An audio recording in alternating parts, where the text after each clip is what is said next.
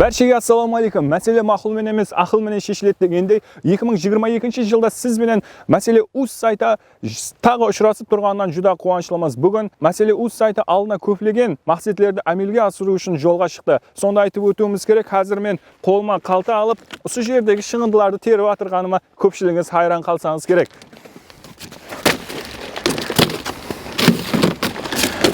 Ya'ni usunday shig'indilarni terib Nukus qalasida o'z isblermenligini bugungi kunda yo'lga qo'ygan hamda Nukus qalasi bo'yicha balkim qo'ng'islos mamlakatlarga o'sha shig'indining orqasida ko'plagan ishlab chiqaruvlarda eksport qilib o'tirgan isblermen kim deb o'ylab o'tirsizmi? Unday bo'lsa biz bilan qoling, sizga o'sha inson haqida to'liq ma'lumot berishga harakat qilamiz.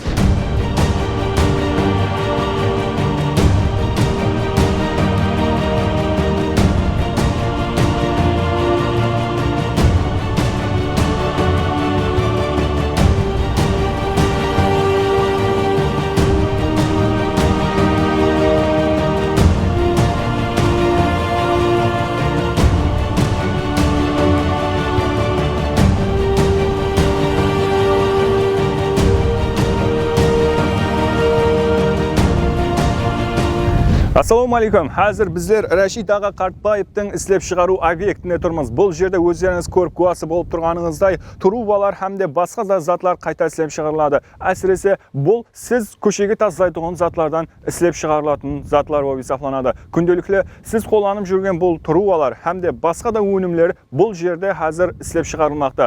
Hozir bu vaqtda sizlarga to'liq ma'lumot beramiz. Hozir mana bu yerda ishlab chiqarilib o'tirgan trubalarni ko'rdik. Odan qolaverdi bu yerda turli unumlar ishlab chiqarilyapti. Asrisi bu odamlarning ko'chaga tashlaydigan zotlardan hammasi foydalaniladi. Rashid aka, mana hozir sizning ishlab chiqaruv obyektingizga keldik. Mana trubalarni ko'rib o'tiramiz. Ular bo'yicha bir to'liq ma'lumot berib o'tsangiz, bu obyektning o'zi nelar ishlab chiqariladi, nizatlar qayta ishlab chiqariladi, ular bo'yicha.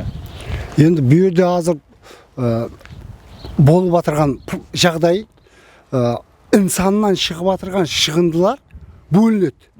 Onun içinde makulaturası, plasmassası, azqavqat qaldiqlari, metalloma har türlü bu bölünеді.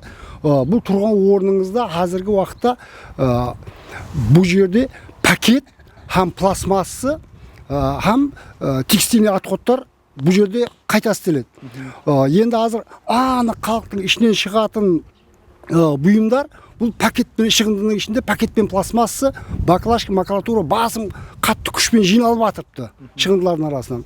Soның ішінде именно hozirgi bizlerдің hozir ne qilganын qayta ishlab отырған zatımız bu paketpен plasmassаны xalq tarafından shig'indining içinde ko'p miqdorda chiqатын zat bo'lgandan keyin biz eng birinchi usuni qayta ishlaumenен shug'ullanуды bastadық.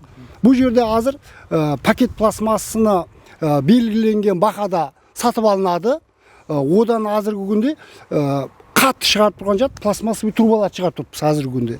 Бұдан шығарып білетін заттарымыз, шифрлар шығара аламыз, бурчаткалар шығара аламыз, полтақтайлар шығарып жатырмыз. Бұл жердегі вазипа пакет пластмассадан шыққан трубалардың ең бір қызық жері бұл үш жерден шығып тұрған трубалар өздеріміздің халықтың базар жағдайын қанағаттандырып тұрыпты. Ең басты мәселеміз. Енді бұның сапасы жағы қалай болып отырды? Бұның сапасы жағында енді біздерде мынандай жері бар. Мысалы, бұны біздерде кеп пакет тапсыру үшін салалар бар, бұл жерде істеу үшін салалар бар, һәм қаридарларымыз бар. Еш қаридарларымыз тарапынан осы уақытқа шейін бір мәрте шағым мына дарвозадан кіріп келмеген, ма трубаңа наразымыз деп еш инсан кіріп көрмеген. Енді базарға шығару бағалары, одан кейін базардан басқа жақтан келіп отырған трубалар мен бұлардың бағалары қандай болып отыр? Бұл бағаларды hozir мен анық білетінім, ең бірінші біздер бұл трубамызды бұдан 2011 жыл базарға алып барғанымызда, базардағы мысалы трубаның нарқы 2000 сомдық труба болатын болса, 20 диаметрлік трубалар 2000 сом болатын болса, біздер сол кезде 480 соммен кіріп бардық базарға. Бағасын 4 есе сонда қысқартып па кіріп бардық. Хам сыпат жағынан, хам не жағынан істедік. Қазіргі күнде біздердің hozir неміз толық қуатта істеп тұрған жоқпыз біздер, себебі мына қыс күндері бұл пластмасса трубаға халық тарапынан талап кемейеді. Енді Рәшиттаға бір сұрау барды. Осы трубаларды шығаратығын станокларды, одан қала берді басқа да шишаны қайта істеу дейді, қойдың жүнін қайта істеу дейді. Бұл жерде түрлі затларды қайтадан істеу процестері болады екен де. Енді менің қызықтырған сұрауым, көпшілік айтады, бұл станоклардың басым көпшілігін Рәшит Қартбаев өзі жасап алған, қолдан істеп алған дейді. Осылар рас па? Бұл рас ол. Ол рас. Маған мысалы азыр сөйде көрген станоктарыңыздың 90% қолдан жасалған.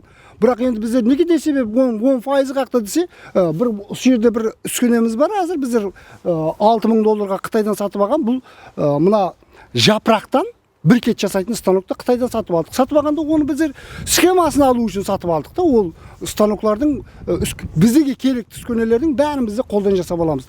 Ол оменен бұның сыпатына, сапасына тәсірі жоқ.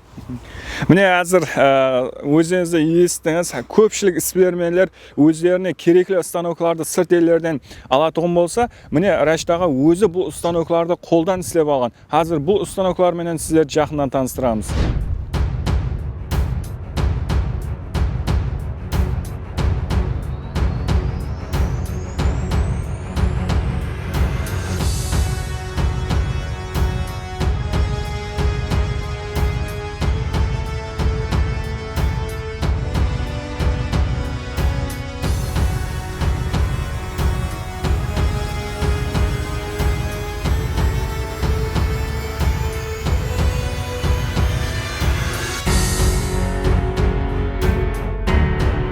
Рәшиттаға міне қазір келіп көрдік, мінекей үлкен станоклар тұрған екен. Бұл станок айтып отырсыз, яғни осы жерде барлық станокларды осы жерде жасаймыз деп, істейміз деп. Осы бойынша түсінік беріп өтсеңіз. Бұл токарный станок. Бұл токарный станок, ұзын токарный станок, 3 метрлік. Токарный станоклар болады 1 метрлік, 2 метрлік. Мына ең ұзын бұйрысы да. Бізде мысалы азыр мына станоктың жәрдемімен бізде не істеп атпыз. Мына станок, бұл токарный станокта біздер біздегі керекті үскенелердің 80-90%-ын осы станокта жинап аламыз. Қалғандарын мына жерде кішкентай токарлар бар ғой, кішкентай фрезерный станок деген болады, маған ұқсаған станоктар, біздікі ондай емес. Сол жерлердің умумаластырып айтқанда бұл осы станоктардың жүрегі. Егер бұның айтқанын тек бір вазифасын айтып берейін де, бір данасын айтып берейін. Егер мына станок біздерде болмағанда, мысалы бір не бар? Біздерде Samsung бар, Samsungтағы бір станоктың егер шинек деген бір несі болады, сол шинекті біздер егер мінеде қолдан істейтін болсақ, ол неден таярланады? Ана үрі балбанк темірден таярланады. Сол затты егер біздер өздеріміз соғып алатын болсақ, біздерге 3 миллион, 4 миллионға түседі. А егер біздер оны шет мемлекеттен сатып алатын болсақ, 10,000, 12,000 долларға түседі. Қараңда. Және ең қызық жері, ояқтан сатып алған запчастьіміздің ол бос темірден істеп беріп жіберсе, темір бөлінеді, бос, қатты болыпты. Бос темірден істесе, ол біздерге ұзақ уақытта қызмет етпейді. Біздер өздеріміз темірлер сайлап алып, қаттылығына қарап, жұмсақ темірлермен біздер не істемейміз. Жаңағы керек запчастьтарымызды істемейміз да. Енді және сұрау бар. Рәшит Қартбаев дейді, керек станоклардың әммесін өзі сызат дейді, сызылмаларын. Сол рас па? Өтірік ол. Ол өтірік. Себебі мен осы сызылмаларды сыза алмайын, бірақ оны интернетке қатты ішіне кірген кезде, қатты бір затты ізденіп, қатты кірген кезде бір 10 попыткада ма, 15 мәрте ұмтылғанда ма, бір кезде де бір алдына шығып қалады керек схемалар. Солаға қарап отырып бар ғой, солаға қарап отырып, ол сызатынымыз рас бірақ. Өзім ойдан отырып сызат деген ол ондай емес.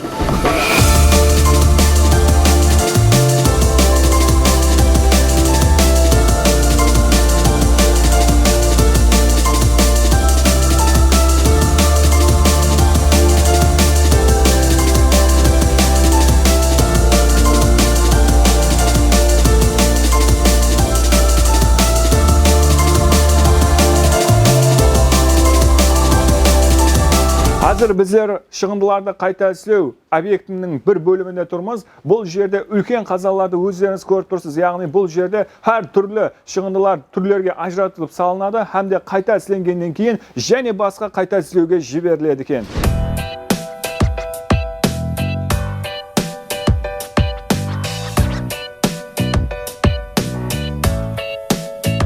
Рәшит аға, міне бұл жердегі станокларды көріп отырмыз. Кең бұларды бірме-бір түсіндіріп өтсеңіз. Бұл жерде азыр ұлыма осы жерде болатын уақияны айтып берейін бірінші. Бұл жерде бір күнде біздерде 3 сумен жұмыс істейді. Бұл станок тоқтамайды. Негізі бір күнде 2 тонна пакет пластмассаны трубаға айландырып жібереді. 2 тонна өздеріміздің базарымызға жеткілікті деген. Бұл жерде мынай 5 станоктан барады азыр мына жерде. Екеуі пакет пластмассаны гранулаға қалатын әкелетін станок, екеуі. Ал қалған үшеуі одан пластмассы труба шығаратын станок.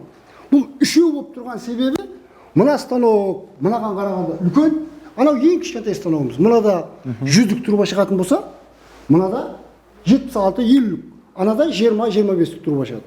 Үшке бөлініп тұрыпты. Ал 20-25 шығатын станокта 100-лік трубаны шығаратын болса, онда нәтиже бермейді о жерде. Ал мына үлкен трубада 20-лық диаметр труба шығаратын болса, үлгермейді тартып. Мынақтан кеп атырған тартып үлгермейді. Енді үлгілеп болып қойыппыз. Бұл трубаларды шығару бөлімінде, яғни объекттің ішінде бір бөлім болып есептелінеді ғой. Осы жерде неше жұмысшы істейді? Бұл жерде 12 жұмыс істейді. 3 сменде жұмыс болады. Міне әзір өздеріңіз көріп тұрғаныңыздай, біздер әзір және бір бөліміне келдік объекттің. Бұл жерде трубалар, тек трубалар қайта әсілеп шығарылады екен.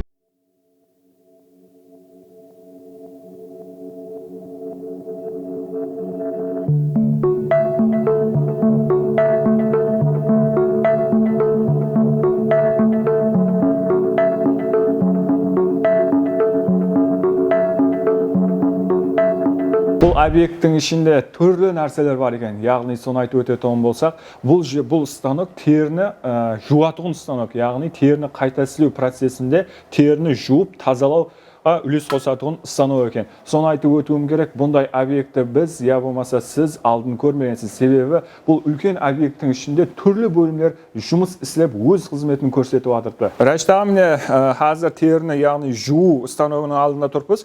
Бұл станоктың қызметі қандай, һәм бұл қандай процестерді әмеге асырады? Бұл станоктың теріні, мысалы, ең бірінші теріні коридордан сатып алдық. Сатып алғаннан кейін ол я тұздалған қап-қатты болады, я маса жаңа бірізде сойылған боп-бос болады. Ең бастысы бұл станоктың атқаратын вазифасы сол жүн тәрепін жақсылап жуып беру қызметін атқарады. Мысалы азыр берге мынаның ішіне сабынды суды жақсылап сабындап, ішіне теріні салып, теріні босатып қоямыз. Босағаннан кейін ол теріні алып тұрып, мысалы үйде кір жуғанда адам жуып деп сығады ғой оны. Бұл теріні сығамайсың ғой, сығу қолдан келмейді ғой бұны. Бұның атқаратын вазифасы суға саламыз, сығамыз. Одан кейін қайтадан неге саламыз да сығу процесін осы станок біздегі әмелге асырып береді. Бұл станок қолдан жасалған. Өзіңіз көріп тұрғанда. Және ең ахметлі жері, бұл станокты қатты жақсы көретін жерім, бұл 220 тоқтас дейді. Қалеген адам өзінің үйінде мынандай станок қоюға имканият бар.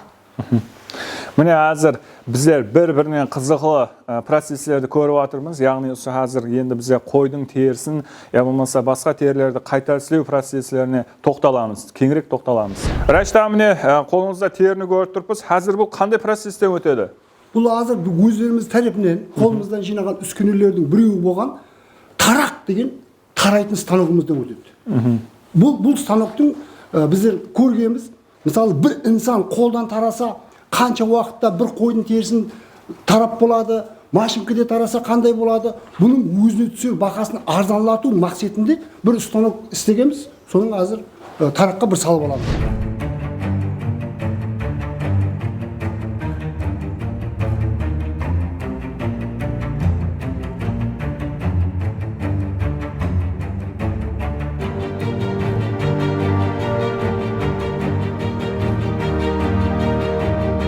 Қазір міне Рәшит аға бұл тарау басқышынан өтті ғой сонда, иә? Бұл тарау басқышынан өтті, бірақ бұл теріміз қазір мына менің кеуілімдегідей сұлу болған жоқ. Міне мынандай еді, ол мынандай болды. Себебі бұл толық кетпеген теріде қазір құрғақ терім болмай тұрды. Қазір құрғақ болғанда бір саған кезде бар ғой, мынаның пухы бар ғой. Көзіңді аламай қаласың бұның пухынан да. Бұл қозының терісі анық таралған кезде бұны бар ғой, бір инсанға көрсететін аюдың терісі десе сенеді. Қазір міне өздеріңіз көріп куәсі болғаныңыздай, біздер бұл жерде Рәшит ағаның қолдан жасалған істелген түрлі станокларын көріп отырмыз. Яғни бұл станоклар бұл жерде Рәшит аға айтып отырыпты, 7-8 станок бар дейді. Яғни бір қойдың терісін кеудіру болсын, тарау болсын, оны басқа көрініске әкелу болсын, ұсыға ұқсаған көріністегі станоклар бар бұл жерде.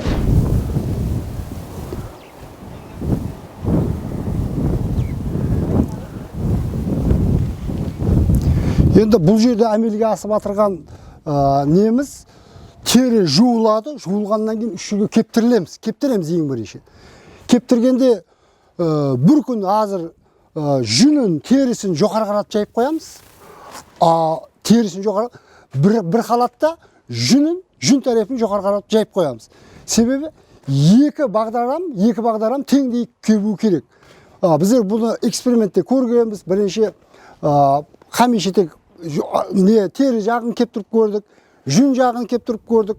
Ең кейінгі азыр экспериментімізде давам етіп атқан жұмыстар. Бұл жерге бір жайылғанда 60 тері жайылған.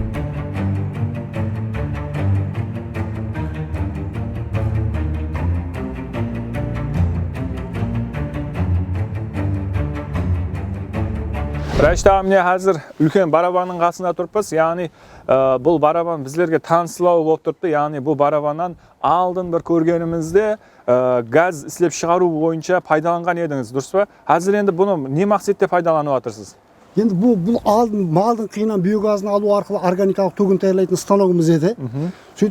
Біз теріні қайта істеу бағдарында бізге тап ұқсаған емкіс керек болды. Яғни барабан керек болды. Соның үшін малдың қиынан биогазын алу процесін өз жұмысты тоқтатып қойып, бізде осы жұмысқа өткенде бұл барабаннан бізде пайдаландық. Қазіргі бұл барабанның атқаратын вазипасы, мысалы, теріні илеу процесінде теріні маңдай умажлап отыру керек деді. Умажлайтын бір процесі бар. Себебі оны қайта-қайта иленгеннен ол қаттылау болады. Бұл бір саған кезде 800 теріні умаждап береді. Бұның ішіне азыр 800 теріні илеп умаждау процесіне әкелген кезімізде, бұл 800 теріні умажлағанда бір күннің ішінде сол 800 теріні умажлайды. Соны ал инсан оны умажлайтын болса, азынан кешке шейін бір 3 теріні зорға умажлайтын болса, бұл да 800 тері умажланады. Бұл демек терінің таяр мақсулаттың өзіне түсер бағасының арзанлауына алып келу үшін бұл үскенені істеп көргенбіз. Бұл өзінің нәтижесін берді. Рәшит аға, енді міне қазір көп тері хақында сөйлесіп отырмыз. Сонда да бір сұрау пайда болады. Осы теріні көрген уақытымызда көпшілік қайта істеушілер химиялық затлардан көп пайдаланады да. Яғни химиялық затлардан пайдаланса терінің жүннің жылтырауы болсын, я болмаса тезірек кебуі болсын, осындай затлардан пайдаланады. Сіз де осы терілерді қайта істеу процесінде химиялық затлардан пайдаланасыз ба? Бұл жерде біздер қазір мен экологпын, мен шығындыменен шұғылданамыз. Бұл жерде мен көп жылдан бері бұл тері хақында көп мағлұматтарға иемін. Себебі қазір теріні қайта істейтін мемлекеттегі карханалардың басым көпшілігі 90% ба, 80% ба химиялық жолменен қайта істейді деген. Дүниежүзілік экологлар шығып, солардан шығып атырған шығынды атқотларын, химиялық атқотлар шығады ғой енді үйлегеннен кейін. Соны апарып тұрып бір жерге тастаған кезде ол топырақтың структурасын бұзады екен. Топырақтың өсімлік өсіру қасиетін ұма жоқ етіп жібереді екен. Хам құр тұрмай күннен күнге территориясы үлкейеді екен. Ол теріні химиялық, енді сіздің айтмаған беріп жатырсыз, ол жақын заманда пайда болған ұсыл. Ал одан алдыңғы заманда ата-бабаларымыз терілі екен ғой. Олар химиялық заттардан пайдаланбаған ғой. Ал біздерге ол келіп жетпеген. Соның үшін біздер іздену нәтижесінде 8 ай давамында 4 таза жұмыс орын жараттық. 1200 теріні бүлдірдік. Бұның технологиясын таба алмай. Қазір бұның технологиясын таптық. бұл технологиясы дым абаңса деген, оны азыр бұқаралардың үйіне кірген кезімізде біздер химиядан пайдаланбаймыз. Пайдаланатын затымыз тек мынау сода. Содан бұл теріні жуып, жүнді жуып атырған кезде содан ол рамис сода болса, ол топыраққа зиян тиеді. Бізде кір сабыннан пайдаланамыз, оның еш топыраққа зиян жоқ. Одан кейін пайдаланатын тұз. Осы болған тұз. Сода. Демек, сіз теріні істеуді әмешін бүгінгі күнде табиғи жолмен істеп жатырсыз. Рашид ағаның бұл қойдың терісін, я болмаса теріні қайта істеу бойынша әмелге асырылып отырған жұмыстарының бір бөлімі еді. Қазір бұл объекттегі және жаңадан істеп отырған бір бөлімге өтеміз. Міне айзілер, өздеріңіз көріп куәсі болғаныңыздай, біздер үй ұстаханасында отырмыз. Яғни Рашид ағаң өзі айтты, жаңа бұл менің үй ұстаханам деп айтты. Яғни ұстахана деген уақытта сіз бұл жерде бір затты соғу, я болмаса бір шөккішілеп соғуды көз алдыңызға келтірмең. Яғни күніменен айтқан теріден қайта істеп болғаннан кейін терілер осы жерге келініп, бұл жерде тігу теріден әр түрлі пальто болсын, одан қала берді аяқ киім болсын, басқа өнімдер болсын, осы жерде тігілеткен. Міне әзір аяқ киімлерге қайта осындай қоянның терісінен, қойдың терісінен қайта көріністер беріліп жатырды. Қазір көріп тұрсыз, мен басымдағы бұл малахайды қызық көріп тұрған болсаңыз керек. Бұл малахай қоянның терісінен істелген болып есептелінеді. Еле бұл толық жұмақланбаған жұмысы, бірақ бір-екі процестен кейін бұл өз кәдімгі таяр өнімге айланып, таяр малахайға айланып, өз бұйыртпашысына жіберіледі. Рашид аға, міне бұл ұстаханаңыз хақында айтып берсеңіз, міне аяқ киімдер тігіп отырған екенсіз, бас киімдер, бүгінгі күнде бұл ұстахананың неше адам істейді, кімдер тігеді, терілерден алынып жатқан осындай өнімдер қандай болып жатыр, қайтып шығып жатыр, осы бойынша кеңірек түсінік берсеңіз. Енді бұл жерде азыр ұсып отырған жерімізде болып отырған бағдарымызды айтып берейік. Бұл жерде тері иленіп келеді. Тері иленіп келгеннен кейін, оның бұл жерде екі тазадан жұмыс орнына шыққанбыз. Сол екі тазадан ашылған жұмыс орны бір күнде, мысалы, неше қоянның терісін неше малахайға айландыра алады. Яғни, неше қоянның терісінен неше тапчикіге безүй бере алады. Ямаса қанша қойдың терісінен, мына басымдағы қойдың терісінен істелген бұл. Қоянның терісінен. Қойдың терісінен қандай істеуге болады? Қойдың терісінің бұл жерде істелетін процестері бар. Сода анықлық кіргізгіміз кеп атырған бағдар мынау. Мысалы, бір инсанға осы өнерді үйретеміз. Қаяқында көрмеген бұл өнерді. Сол үйренген кезде ол соны тапчик шығарады ма, ямаса бұдан қоянның терісінен малақай шығарады ма, илеу процесі бөлек процесс. Бұл таяр болған терінің процесін айтып жатырмын. Сонда ол егер өзі илеп, өзі шығарғанда қандай болады, соның бәрін бұл жерде тазадан жұмыс орын жарату бағдарында іздену болып жатырды. Нәтижесі қандай айтып берейін ба?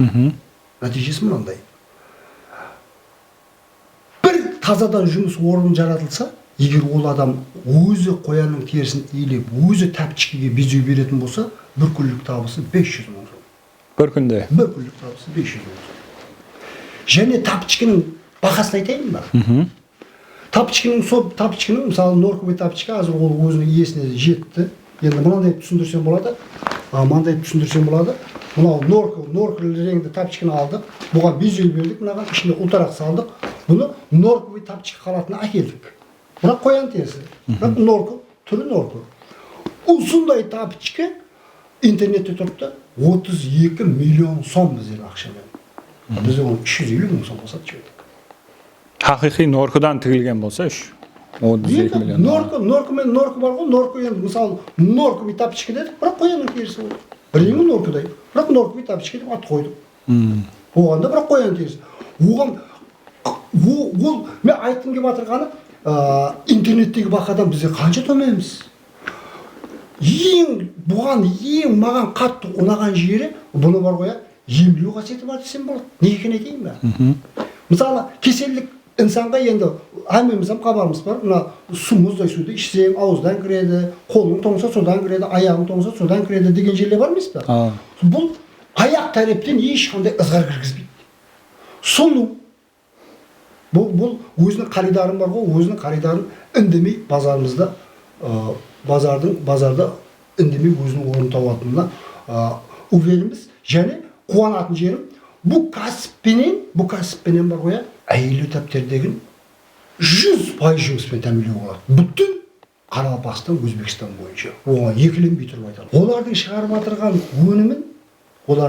отырған өнімін өздеріміздің базарға жеткізе алмаймыз. Тәмелеп қойғанның өзінде.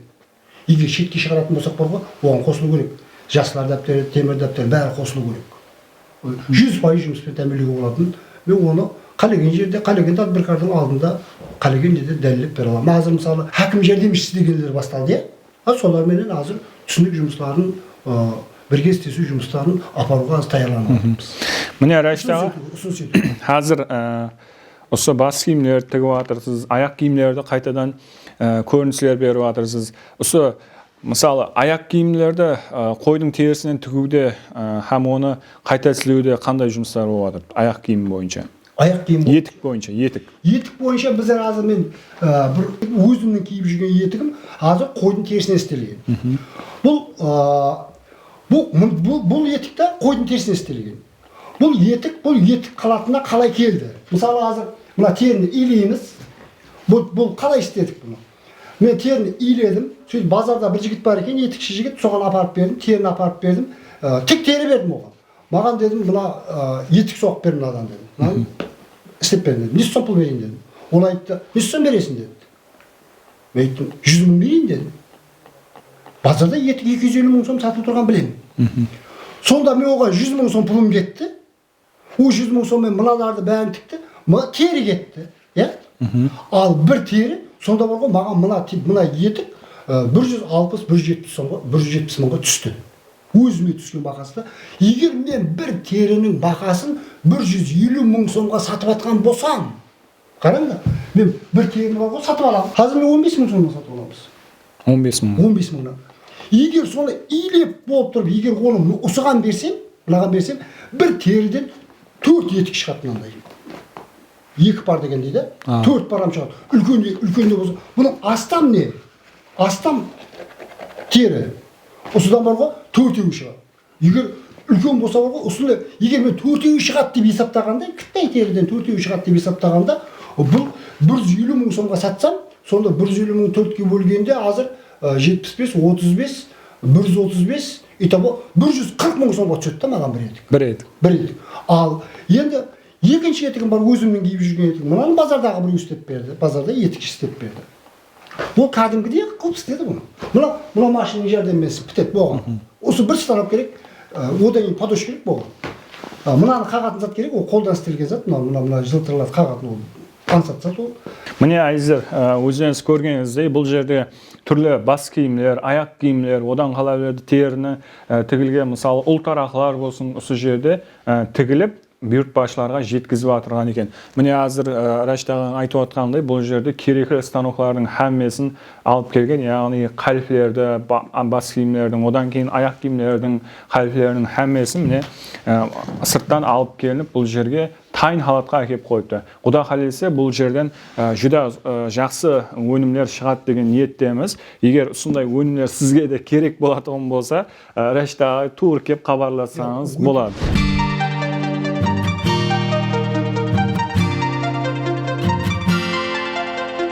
Енді бұл жерде болып атырған неміз қойдың терісінен, иленген қойдың терісінен не шығаруға болады және. Бұдан күрткі істеп көрдік, күрткі, шалбар істеп көрдік. Соған қосымша ұлтарақ шығарудан бастадық. Бұнда біздер қазір базардан барып носкиді сатып аламыз. Сол сатып алынған носкидің ішіне қаридарларымыздың айтуына байланысты жүні үлкен десе жүні үлкен, жүні ортаса десе ортаса, жүні жоқ десе жүні жоқ. Ешқандай не жоқ. Бұл бірақ бағасы бірдей. Жүні жоқ десе бұл жүндерді алып тұрып біздер онан пайдаланамыз. Осы жерде болып атырған және бір бағдарымыз ұлтарақты носкиден бір инсан бір сағатта неше данасын тіге алады. Бұл ұлтарақты носкиден базарға шыққан кезде, мысалы, бір адамға түсіндіріп отырған кезде, бұны 3000 сомнан, 3500 сомнан носкиін алып едік. Бұны тіккен адамға 1000 сомнан, 1500 сомнан қолақы беріп едік.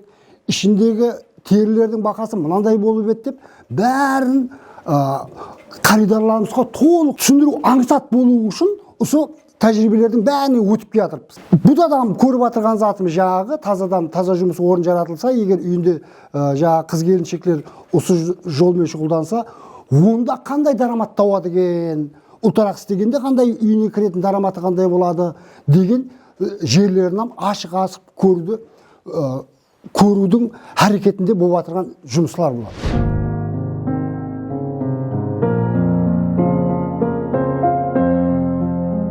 Қазір міне айтып өткенімдей, бұл объекттің ішінде түрлі тарауға байланыслы затларды көріп жатырмыз. Жаңа өздеріңіз көргеніңіздей, қойдың терісін қайта сілеу, трубаны қайта сілеу, бұл жердің әмесі қайта сілеу екен, бірақ та соны айтып өтуіміз керек. Міне қазір біздер көріп тұрған объект дейміз бе, қора дейміз бе, не қыл дейтінімізді білмей тұрмыз. Яғни бұл Раштағың айтуына қарағанда, осы жыл, яғни 2020 жылы басталған таза жұмысларының бірі екен, яғни шыбын қора дейді. Қазір осы шыбын қора бойынша сіздерді жақыннан таныстырып өтеміз. Раштаға қазір өзін шақырайық, және ішке барып шыбынға таланып қалмайық. Раштаға шыбын қора деп жатырсыз ғой. Мына адамларым айтып жатырды, қол астыңыздағы бұл Раштағың шыбын қорасы депті. Осы бойынша бір танысып өтсек болады ма? Мархамат шыбын қорамызға. Қане кеттік. Қазір міне біздер үлкен шыбын қорада тұрыппыз. Яғни бұл шыбын қораны көз алдыңызға келтіріп көрің. Әмме жері бекітулі. Міне өздеріңіз көргеніңіздей бұл жағы сеткіменен жауылған. Бұл шыбын қора дегеннің өзінің аты қызық болып тұр. Раштаға міне біздер атын естуден қызығып кеттік. Яғни шыбын қора. Бұл шыбын қораны қалай жұмыс бастадыңыз? Бұл қаяқта негізі рауажланған бизнес? Осы бойынша айтып берсеңіз. Енді бұл жерден қайтадан және шығындыға келіп тақаламыз және. Шығындының ішінен аған кезде бұл шыбын қораның соғылу тәртібін айтайын да бірінші. Қандай бұл, неден соғылған бұл шыбын қора? Бұл шығындылардың ішіне мына жерде жағы ана үй хайуанларын баққанымызда ішінен керек пакет, пластмассаларын бәрін жинап алып тұрып, қалған мусорлар бар ғой енді, мусордан ең қалғаны қайта істеуге жарамайтын жаман киім бар ма, анау паққа, тута, жатлар бар ғой, қайта істенбейтін. Солардың бәрін пристеп диван соқтық. Солардың тек мусорменен істелген бұл. Шығындымен істелген қора бұл. Диванның қалыңдығы 80 сантиметр. Бұл шыбын қораны істегенде не себеп оны диванды қалың қылдық? Не себеп төбесін қалың қылдық? Себебі шыбынның рауажлану үшін көлеңкені жақсы көрдік бұл. Оларға жақсы көлеңке саздап атедік. Осын бұның ішіне жапырақ төседік. Себебі бұл жердің жағдайын табиғи көрініске алып келдік. Шыбын қораны соқтық, мына пешақанадай соғылады. Соның ішінде бұл тарапында табиғи погода, бұның ішінде азық ауқат, жейтін заты, шыбындарды бағудың, жасауының толық шариатын істедік. Егер бұны кирпиштен істегенде қандай болуы мүмкін еді, бұның диванын қам кирпиштен істегенде қандай болу керек еді дегенде, осы жол шыбынның рауажлануында істеп отырған бизнесте осы жол өтіп кететінін тек маған сезіліп тұрған жоқ шығар, әммесіне сезіліп тұрған шығар. Енді қазір көріп отырған адамдар ойлауы мүмкін. Раштаға бұл шыбынды не үшін бағып атырыпты? Шыбынға соншама үлкен имарат құрып, яғни бұл шығындыларды преслеп, бұған адамның уақытын кетіріп, бұны сарпылап, бұл үлкен шыбын қора салып, бұл шыбыннан не пайда болмаса, шыбыннан қандай бір дарамат көздеген деп ойлау мүмкін да. Осы шыбынның сізге алып келген пайдасы қандай, я болмаса оның әмелге асырып жатқан бизнесіңіз, яғни шыбын бизнесінің процесі хақында айтып берсеңіз. Шыбын процесі бұл яман қызық. Шыбын деген затты, мысалы, дүниеда бір тәдбіркарлар бар, шыбын бағып отырған, одан личинка отырған. Мені ең қызықтырған жері, бір шыбын 5 шөжеге бір күндік азық даярлап береді екен. Бір шыбын. Ол личинка салады, оның құрты, содан шыққан құрт 5 шөже тояды екен. Бұл тасдиқланған ма айтып отырған? Тасдиқланған. Siz hazır ilmi derecesini sorasanız eğer de ilimde tasdiqlangan ba deseniz men oga javob beremeyim de. Siz eğer magan özünün tecrübende tasdiqlangan ba deseniz men javob bere alam. Kaysına javob bereyim? Ko'rdingizmi o'zingiz ilmda? Endi tecrübede ko'rmesem men bunani ulguni sokpayım o. Bugan qarajet chiqarib, bugan bunansı deb men aldın katta jerde gördüm bunu. Katta jerde. Sonra istep gördüm. Odan keyin bunu үлкейтудің масштабына түстік. Bu men ne demek şimdi bu menen бар ғой? Bu men айтатын сөзім. Мысалы bir tadbirkorlarımız пайда болып жатыр. Tadbirkorlar пайда болып жатқанда tadbirkorlarмен сөйлесіп қалам. Не қылып деген кезде мен дейді 45 күнде сен беретін шөже әкелдім дейді. Деп қоямын. Жақсы екен онда деп қоямын да енді өзімше. Бірақ өздеріміздің шөже 45 күнде одан кем болмаған. Мен өзім көзімменен көргенмін. Өздеріміздің шайтан тауық. Бірақ оған мен бар ғой құт беріп баққанмын да. Ал оның шөжесі бар ғой, оның шөжесін абайға 45 күнде көбейетін шөжені, үлкейетін шөжені өздеріміздің үй шариғатта бақса бар ғой, тап сонымен теңдей өседі. Оның ең басысы оның тұқымында емес, оның шөженің тұқымында емес. Басысы оның жеп жатқан азығында екенін мен өзім көзіммен көрдім. Міне көпшілік іспілерменлер, яғни біреулер балық бағады, біреулер тауық бағады, біреулер мал әкеледі сортерлерден. Бірақ өздеріңіз көріп куәсі болдыңыз, шыбын бағып отырған адамды меніңше Қарақалпақстанда тек сіз болсаңыз керек. Бұл бойынша енді және бір сұрау бар еді. Бұл шыбын бағу процесін меніңше жаздың күні бастайсыз. Жаздың күні бастайсыз. Ал қыстың күндері бұл имараттан не мақсатта пайдаланасыз? Енді шыбынды егер және бір шыбынын айтып берейін. Егер бұның дивалы кәдімгі кирпиштен соғылса, шыбын бағу уақыты азаяды. А егер дивал жақсы болса, іші жылы болса, шыбын бағу процесі уақыты ұзаяды. Сол мәністе азыр бұл жердегі шыбындың рауаждануы осы қорада көбірек уақыт созылады. Ал аны қысқа келген кезде мен шыбын бағып көрген жоқпын. Енді сіз айтып жатсыз, мемлекетте осы шыбын бағып жатқан тек сіз баға деп сұрап жатсыз ғой. Біздердің мемлекетте Қалпақстанда тек мен емес, Зәріп деген бір жігіт бар, ол шыбын бағып жатыр. Дүние жүзінде бар, Қалпақстандадан бар, Өзбекстандадан бар, Самарқандадан бар.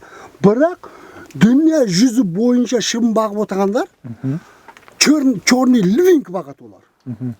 Ал дүние жүзі бойынша мен бізде бір өзіміз деп айта аламын, біздер өздерімізді қара шыбынды бағып жатырмыз. Енді әмме айтады, черный ливингінің дейді, ол дейді мысалы біздердің бір шыбын 5 шөжеге азық ауқат жеткізе алатын болса, ол черный ливингі ол 8-9 шөжеге жеткізе алады дейді.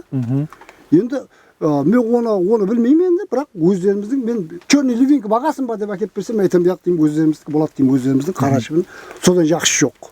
Міне әзіздер, жаздың күні біздерді бейзар қылатығын, я болмаса сіздердің көріп өлтіріп тастайтын қара шыбыныңызды Рәштағы Қартбаев міне үлкен шыбын қорада бағып бизнес қылып атырғанын көріп куәсі болдыңыз. Міне қазір бұл шыбын қораның іші жүда жақсы түзілген екен, салынған, яғни айтып өтетін болсақ, бұл шыбын қораның ең үлкен қанасы дейміз, яғни зал десек те болады. Міне өздеріңіз көріп тұрсыз, яғни шыбыларды ана қорадан мына қораға көшіру уақытында қолданылатын бөлме, яғни. Қазір міне біздер шыбын хақында айтып болдық десек те болады. Енді Рәшит ағаның және бір тарауының бірі бұл қояларды бағып, олардың терісінен қайта істеу, яғни терісінен әр түрлі затларды істеп көріп басталып жатырыпты, яғни өзі де 1000-нан астам қояларды бағып жатырыпты. Рәшит аға міне қоянның терілерін жайып қойыпсыз. Осы бойынша түсінік беріп өтсеңіз, бұл терілер не мақсатта пайдаланасыз? Бұл қандай қоянның терілері? Енді қазір сіз жаңа айтып едіңіз, бұл жерде қыстың күні неге пайдаланасыз деген сұрау беріп едіңіз маған. Бұл жерде қазір қыстың күні осы қояндардың терілерін кептірумен шұғылданып жатырмыз. Қойлардың терілерін кептірумен шұғылданып жатырмыз. Бұл қоянның терілері, тап осы жерде көріп тұрған қоянның терілеріңіз, бұлар 15 күнлік қоянның терілері. Біздер қазір қоянның терілері бөлінеді. Мысалы, жаңағы қаракөл шілікпен шұғылданатын дерек бар. Қозыны кішкентай кезінде сойып алып терісін алады. Біздер сол қоянның кішкентай кезінде соны сойып мына 15 күндіктерді 10 күндіктердің терісі қандай, олардан қандай өнім істесе болады. Мысалы мен азыр егер осы қоянның терілерін 5 күндік, 10 күндік қоянның терілерін содан егер шубы шықса, шубыны істеп жақында бітірсек, соны дүниежүзілік экспортларға апарып егер деп көрсетсек бар ғой, мынау шубы ненің термесінен істелген анықтап бере аласыз ба десе бар ғой, соны анықтап бере алмаймын қалу ықтималы бар. Себебі ол біздер азыр қоянның терілерін жасына қарап қандай болатынын ақында азыр іздеу жұмыстарын апарып жатырмыз. Бұл көріп тұрғаныңыз 15 күндік қоянның терілері. Мысалы, бұл жерде әр түрлі реңде қоялар бар екен де. Бұл қоянның сорты қандай? Бұл қоянны біздер қоян сортқа бөлмейміз. Себебі мен олардың тараптары емеспін. Сортқа бөлетін мысалы нелер бар, жаңағы тәдбіркарларымыз бар. Мысалы өгіз әкеп баққан кезде де оның сорты мынандай дейді, қошқар әкелгенде адам оның сорты мынандай дейді, тауға келгенде адам, қоян әкелгенде адам да. Маған бар ғой, өздеріміздің қоянның ешқандай ана сортпен салыстырғанда мен ешқандай парк көрген жоқпын ол сортында да. Bazı bu koyanlar kadimki özümüzün bazarda satılıp turgan koyanlar. Kol koyan kadimki Kalpakistan'da kocalıklarda tabulatın koyanların terileri. Sortuna karamayız. Mine өзіңіз көргеніңіздей, яғни бұл болса қоянның терісін қайта істеу процесі еді. Қазір біздер Рәшит ағаның бағып отырған қоялар мен сіздерді жақыннан таныстырамыз. Қазір біз Амудария районындағы Назархан ауыл бұқаралар жиындамыз. Бұл жерге келуіміздің мақсаты Рәшит аға Қартбаев өзінің сақлап отырған қояларын осы ауылға көшіріп алып келген. Бұл жерге не үшін қояларды алып келгенлігі, не үшін қояларын бұл ауылда сақлап отырғанлығы бойынша Рәшит ағаның өзі толығырақ мәлімет берсе жақсы болады. Рәшит аға, міне не үшін бұл жерге қояларыңызды алып келдіңіз, осы бойынша айтып өтсеңіз. Енді біздер бұл қоянды баққанда, карханамызда баққан кезде, карханамызда 70-80 адамнан ібарат. Сол 70-80 адамнан ібарат болған кархананың ішінде қоян бағу тәжірибесін өткердік. Бұнда қояндарды баққан кезде қоян нені жақсы көреді, қандай етіп жегісі, қамысты қалай жейді, жантақты қалай жейді, теректің шақаларын қалай жейді, ұлымаластырып айтқанда Нүкіс қаласындағы абадаластырудан қылған субботник шембіліктерден шыққан өсімлік қалдықларының утилизация процесін қарханамыздың ағзаларының алдында, көз алдында дәлелдеу мақсатында бұл істелді. Бұл жерде бізде тәжірибемізде көргенімізде, мысалы қояндарды бөлдік, 3 тайпаға бөлдік. Біріншісіне тек теректің шақаларын бердік, екіншісіне қамыстарды бердік, үшіншісіне жантақтарды бердік. Сол ол процесті әмелге асырып отырғанда теректің шақаларын жеген қоянлардың туу процесінде бір туғанда 10-12 туу нелері күзетілді. Ал қамыс, басқа өсімдіктер жегенде туу процесі 4-5 танадан артық тумайтын еді. Ал жантақ жеген қояндарымыз олар улума туған жоқ. Содан кейін бұл тәжірибені толық үйреніп, бұл қанша күніге неше грамм шөп жейді, барлық қанша су ішеді, туу жағдайы қалай болады, көбею қалай болады, барлық процесті үйреніп болғаннан кейін біздерде бір мына пандемияның кесірінен жұмыстың көлемі қысқару көрінді. Сол жұмыс көлемі қысқарған кезінде адамдарды үйіне қайтаруға мәжбүр болдық. Жұмыс қысқаруына байланысты. Сол кезде біздер Бердақ совхозда үш жерде Назарханда тұратын 4 қадымымызге үйіне осы қояндарды, тауықтарды тарқаттық. Тарқатқанда біздер бұны бипыл тарқаттық әлбетте.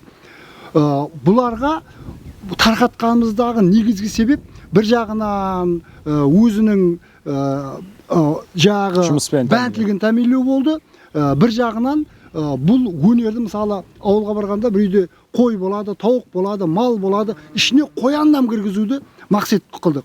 Сонда бұлардың бұл жерде бағылып жатқанда, қоян бағылып жатқанда қоңсы обалар оның көруі біздерге қызық болды.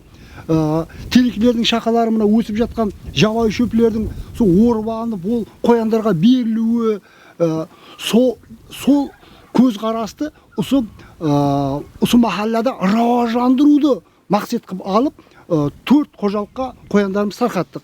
Бұлардан азыр нәтижелері бұла шәртлескенімізде бұлар осы баққан қояндарын карханамыз тарапынан берілген қояндарды оменен есептасқанда тек біздер бір шарт қойдық, сойғап жеген кезде біздерге терісін сатуды келісіп алдық.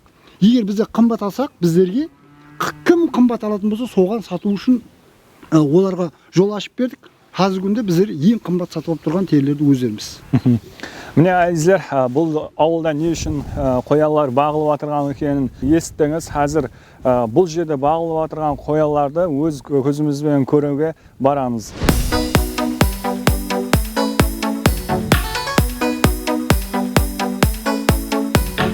Қазір міне Райштаған Амудария районындағы Назархан ауылындағы сақлап отырған қояларын көруге келдік. Бұл жерде қазір міне көне имараттың ішінде, яғни үйдің ішінде 4-5 қанада сондай қоялар сақланып отырған екен. Міне өзіңіз көріп куәсі болдыңыз, мінекей. Түрлі бұл жерде қоялар бар. Сонда айтып өтуіміз керек, бұл қоялар адамlardan қорықпайды. Міне кеп әмесі қасыңызға кеп тұрды.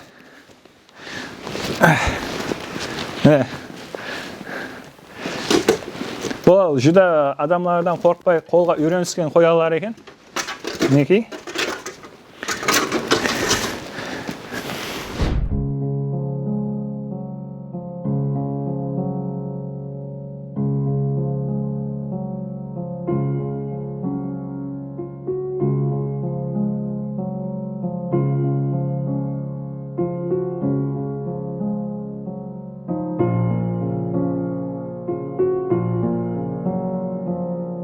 Міне Назархан ауылында көпшілік үйлер осы Райштағанның қояларынан бағып үйреніп атырған екен. Міне қолымда қазір қояның көжеклері тұрды. Қазір бұл көжек тоңып тұрды. Ішіне ұясына жіберейін. Бақтыра, мінекей қоян сақлау бизнесін кімнен үйреніп бастадыңыз? Һәм бүгінгі күнде осы қоялар сізге қандай пайда тигізіп жатыр? Осы бойынша айтып берсеңіз. Мамутов Шарапаттан 2 қоян алып едім. Сөйтіп 3 қоян етті анасымен. Еркегімен. 2 нашары, 1 еркегі. Содан соң 1-2 айдан көбірек болды. Аз бағып атырман. Екеуі 20-сын туды. Содан азы 19-ы бар, біреуі өліп қалды. Соны бағып әйтеу көбейтіп атырмыз. Екеуі еркегін сойып жедік. Һәм бұл бір жағынан сізге үйіңізге көшті машғаласын шешіп тұрды. Һәм бір жағынан дарамат болып тұрды да, дұрыс па? Не, өздеріңіз көріп куәсі барғаныңыздай, ауылда арасында да қыс маусымында үйде отырғанларға жұмыс керек. Сондықтан бұл қоян бағып, осы һәм көш мәселесін, һәм көштен ауысса мінекей терісін сатып, дарамат қалып отырып үйінде. Бұл деген сөз өзін бәнт ету бойынша да туыры келеді. Міне қазір бұл кетектің ішінде, Афуай кетектің ішінде бір талай қоянды осы ағамыз сақлап мінекей өсіріп жатыр мінекей. Райштағы бұл жерде қоянлар менен біргелікте және бір түр, яғни қарамаларды бағуды да жолға қойған екен. Яғни бұл деген сөз көш мәселесіне де ітібар аударып, бұл жерде қазір сақланып отырған малларды да көрсетіп өтуді мақұл таптық.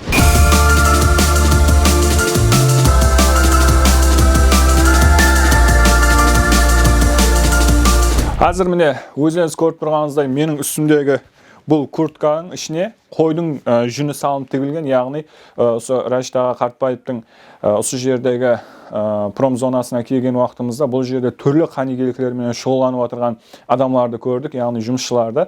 Осы жерде күрткілердің қайта істеу, яғни адамлар өзіне жаққан пасомларды осы жерге беріп кетеді екен. Ал бұл жерде болса, міне өзіңіз көріп тұрғаныңыздай қалың күрткілерді ішіне қойдың жұмсақ жүллерін қайтадан переворотқа қылып іслеп, осы күрткілерге, яғни ішлеріне салып, мінекей қалың күрткілерді іслеп шығарып жатырды. Бұл хақында қазір сіздермен жақыннан таныстырамыз. Райштағы міне қазір көріп жүда қуанып жатырмыз. Қазір міне мен үстіме де күрткіні уақытынша киіп тұрпан, яғни қазір кигеніме бір 20 минут болды. Сонда да міне жылып жатырды да бұл күрткі. Міне ішінде қойдың жүні былқылдап жұмсақ болып киіп жатыр. Міне қазір бұл жерге келгенімізде қар түрлі күрткілерді суманда көріп тұрмыз. Бұл күрткілерді таярлау процестері қалай болады? Бұл қойдың жүнінен тігілген күрткілерге талап қандай болады бұл күнде? Осы бойынша айтып өтсеңіз. Енді азы біздер басым несі шығындымен шұғылданғаннан кейін шығындылардың арасында да қойдың жүндерін көргеннен кейін бұларды қайта істеу мақсатында осы жүніске түскенбіз. Қазір бұл жерде ең бірінші болатын басқыш қойдың жүнін біздер халықтан егер өзі жуып тазалап, біздер айтқандай жуып тазалап әкеп берсе, біздер оны 16 мың сомнан алып атпыз 1 килограмын. Біздерге ұсыныстар болған, 2000 сомнан аласыз ба, 1000 сомнан аласыз ба, 16 мыңнан емес мен арзан берем деген ұсыныстар болған. Бірақ біздер оларды 1000 сомнан, 2000 сомнан сатып алғаннан көрі, оның қойының, өзінің қойын қырқып, соның қойынынан дараматын өзі көрсін деген мәністе жуып тазалатып алып келіп жатырмыз, алдырып жатырмыз. Бұл сонда 1 килограмм қойдың жүнін біздер 16 мың сомға алдық тазаланғанын, одан кейінгі басқыш болады, бұны пақтағаразға саламыз. Пақтағаразға салғанда ол жақсылап түтіледі. Түтілгеннен кейін оны алып, бұрынғы ата-бабаларымыздың шұғылданған киіз қалатына, бұл күрткілерді киіз қалатына алып келіп аламыз бірінші. Бірақ жұқа киіз қыламыз бұны. Сол жұқа киіз қалатына кигеннен кейін ол күрткіні, бұл күрткінің таярлану процесін айтып жатыр. Бұнда біздер мынаның ішінде, мұнда ортасында жұқа киіз, үстіңгі тарапына астар, астыңғы тарапына астар тегемізді, бұлмен күрткі таярлаймыз. Мысалы, мына күрткіміз, мысалы айтатын болсақ, мына сіздің үстіңіздегі күрткіге 800 грамм қойдың жүні кетеді. 800 грамм қойдың жүні кетеді. Бір қойдан 3 күрткіге, 3 күрткінің ішіне жылыту, күрткіні жылыту үшін бір қойдың терісінен, жүнінен 3 күрткіге жететіндей мақсулат шығады. Бұл жерде бұның бағасының арзандығы, бұл өзіне несі, жылылығы, ең ақметлісі біздерге бұл жерде қойдың жүнінің ысырапкершілігін тоқтатуға үлес қосу.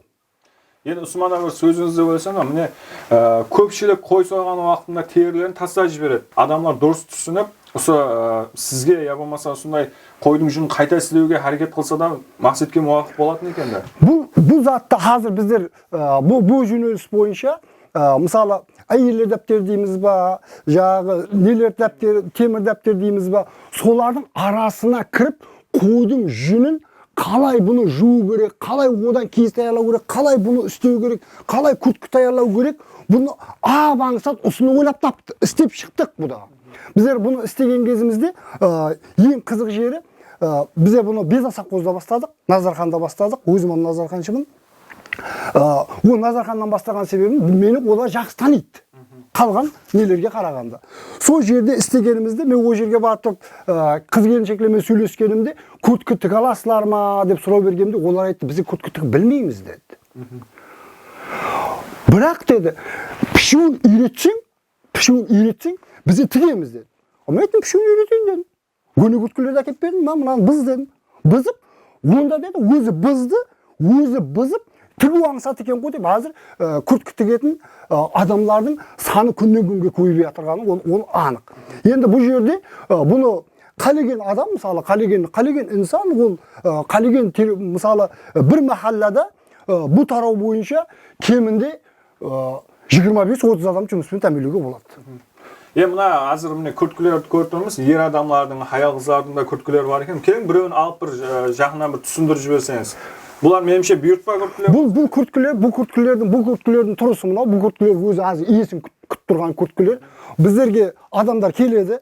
Бізде олардан сұрамаймыз, нешінші размерді кейін, қандай болсын, фасоны қандай болсын деп сұрамаймыз. Олар өздерінің жақсы көріп киген, реңі ұнаған, фасоны ұнаған күрткілерін әкеп береді. Бізде тігіншілерімізге береміз. Сол тігіншілер соны сөтіп, бірақ оған айтамыз, күрткің бұзылады. Бұл күрткі қайтып жарамайды, не қылуға дейміз. Ол соған разылық беріп, бізде оны пішіп, точно сол күрткілерді істеп шығарып береміз. Осын бұл жерде бір не жері, мысалы мына күрткі, бұл күрткілердің бәрінің қалтасында аттары жазулы, мынау кімнің күрткісі келді. Алжасып кетпеу үшін аттар жазулы, мұнан атын тауылмай қалдым. Аттары бар бәрінің, кім тіккені. Бұл күрткілердің бағасына келетін болсақ, біз оған түсіндіреміз. Мысалы, бір күрткіні тігіп отырған тігіншімізге бізде сұрау береміз. Неше сағатта тіктің мына күрткіні? Сағатына, мысалы, 8 сағат жұмыс істейтін болса, 8 сағатқа 100 мың сом белгілеп қойыппыз. Егер 3 сағаттың ішінде тіксе, соны қысқартып. Бірақ мынаның азыр қол ақыға беріп тұрғанымыз, үлгеріп тұрғаны, бұны бір жарым іс күні кетеді. 12 сағат кетеді. Себебі күрткі боламын деген. Тайын күрткі боламын деген. Себебі ол астарын даярлайды, бұнан өзі даярлайды, өзі пішеді, өзі тігеді. Соның өзінде қолақысы бұның 150 мың сом болады. Осын бұның ішіне қосамыз, мына замокты қосамыз, мыналарды қосамыз, бағасын, мына материалды қосамыз. Ол материалдық, ол күткінің иесіне біздер айтамыз, мұнда материалымыздың біздердің бағасы 1 метр пәлен сом деп соны көрсетеміз. Оған сөйтіп айтамыз, бар базарға барып, ұсыменен салыстырып көр. Мынау арзан қойыппыз ба, я бұның үстіне пайда қойыппыз ба, я арзан бағада көрсетіп жатырпыз ба. Соны көргеннен кейін өзі қаридарларымыздың өздері біздерге өз разышылығын білдіріп жатыр. Сатып алу үшін осы бір тайын күрткі қаншаға түседі мысалы? Қазір тахминан орташа тұрым тап осы күрткі осы тұрысына, мына тұрысына 520-530 мыңға түседі. Өзіңіз көріп тұрғаныңыздай, осы қойдың жүнінен таярланған бұл күрткіміздің мінекей ешқандай айырмашылығы сатылып тұрған күрткілерден несі жоқ, кемшілігі жоқ, тайын күрткі, яғни сонда айтып өтуіміз керек, бұның бағалары да бір орташа, яғни қолайлы бағада екен. Міне әзір демек бұлардың бәрі иесін күтіп тұрған күрткілер екен, да, дұрыс па? Иесін күтіп тұр.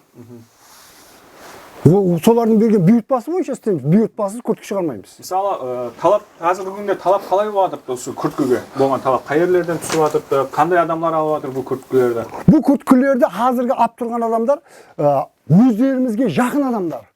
Бұны мысалы мен азыр бұдан 2 жыл бұрын мен осы күрткіні кигенмін. Киіп тұрып мен атрапымдағыларға айтқанмын, мына күрткіні кисең қойдың жүнінен ішіндегі утеплитель дейді ғой, жылытқышы қойдың жүнінен істелсе шамалды өтірмейді деген, жеңіл болады деген, пақтаға қарағанда ызғар тартпайды дегенді айтқаннан кейін келесі жылы біздің атрапында 50 адамымыз киді бұны. Қазір сол 50 адам киіп жүргенін таныстары, солардың жоралары, ағайындары солардан келіп жатырған бұйыртпалар. Бұны шетте әлі көпшілік бұдан хабар жоқ. Бірақ егер мен бұл жерде шығуымнан пайдаланып айтқым келеді, қалеген инсанға осы күрткіні тігуді үйрете аламыз. Бірақ біздерге шыққанда маңдай шықса жақсы болар еді. Мысалы бір маканкомына барып, 7-8 адам барып, маканкомына ілтимас қылып, жаңа Рашид деген тадбиркарды шақырсаң, сөйтіп бір күнді белгілеп, барып құрдан құр бір адам үшін баруға біздерге немес. Сонысы 7-8 адамды жинап қойып тұрып шақырса, соған қызығатын тараудағы адамдарды, онда біз барып бұрғы көрсетіп, үйретіп, түсіндіріп кетеміз. Ондай затты біздер қазір мына жаңа базар махалласында ұсындайды өттік, халыққа түсіндірдік. Халықтар сүйердегі біреулер істейміз, давам етеміз деп қалды, бірақ қазіргі күні істеп атқан жоқ, хабарымыз жоқ. Міне әзіздер, өзіңіз көріп куәсі болғаныңыздай, Рашид ағаның түрлі тарауда әрекет істеп отырған, іскерлермелік тарауында істеп отырған әрекетлерінің бірі бұл. Міне өзіңіз көріп тұрғаныңыздай, күрткі істеп шығару бизнесі болып табылады.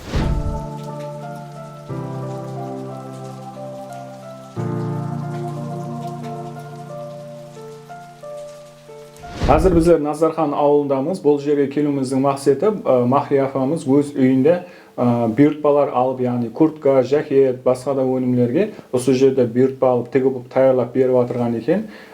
Келуіміздің мақсаты Рашид аға Қартбаевпен біргелікте бұл бизнесті жолға қойған. Осы бойынша Махрия апа бір түсінік беріп өтсеңіз.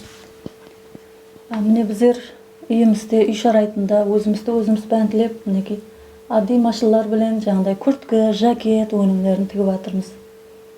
Заказ білен енді не қыламыз да.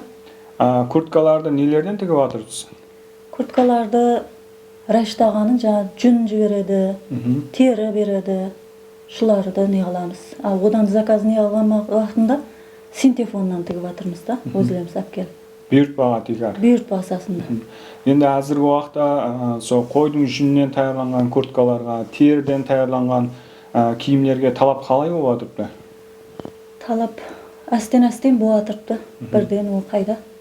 Біздер Рашид аға білен ішлеп жатқанымызға қуаныштымыз. Рашид ағаның арқасынан міне куртка, жакетлерді үйреніп алдық.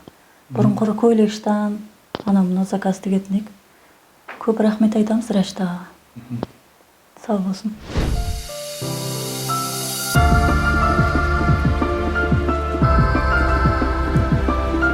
Hazır biz Rashid Qartbayevning shishani qayta ishlov bo'yicha olib borib o'tirgan жұмыслар bo'yicha sizlarga tanishtirib o'tamiz. Sonda aytib o'tishimiz kerak, Rashid Qartbayev shishalardan har turli, ya'ni joyning sirtlarini bezaydigan shunday ko'rinishlarda amalga oshirib o'tiribdi. Ya'ni sonda aytib o'tishimiz kerak, har turli shishalarga rang berib, masalan, jasıl bo'lsin, qo'ng'ir bo'lsin, ko'k, oq shishalardan har turli joylarning sirtına qo'llaniladigan, ya'ni jag'atigan shunday ko'rinishdagi o'nimlarda ishlab chiqarib o'tiribdi. Bu o'nimlar bo'lsa joyning sirtına har turli ko'rinishlarda beru bilan birgalikda joyda jil saqlab, odan qolaverdi, joyning sirtini har turli illyustratsiyalik ko'rinishlarga olib keladigan, dizaynga olib keladigan o'nim bo'lib hisoblanadi. Bu qanday amalga oshiriladigan bo'yicha Rashid og'aning o'zidan to'liq ma'lumotni olishga harakat qilamiz. Mana жаңа aytib o'tganimizdek, Rashid og'a turli tarovlar bilan birgalikda shishani qayta ishlov bosqichida yo'lga qo'ygan. Mana hozir qo'limizda jasıl rangdagi shishani ko'rsatishimizga bo'ladi. Bu yerda turli rangdagi shishalarni qayta ishlov, aralash turdagi shishalarni qayta ishlov bo'yicha жұмыслар amalga oshirib o'tirgan ekan. Endi hozir tushunmayingiz mumkin, shishani qalay qaytib ishlaydi, ham uni nizatga foydalanadi deb tushunmay o'tirgan bo'lishingiz mumkin. Rashid og'a bir sol haqida to'liq ma'lumot bersangiz, buni shishani qayta ishlash deganning o'zi nizat, ham bu qayta ishlangan shishani nizatga foydalanamiz shu bo'yicha. Endi bizlarda hozir shishalar misali bu shirimaydi mahsulotga kiradi. Shirimaydi bu. Olsun bu şişanı sav şişalardı мысалы vino zavodlar, басқа zavodlar qayta ana nege ыдыс-аяқтың орнына пайдаланатын карханалар o şişаны сатып алады.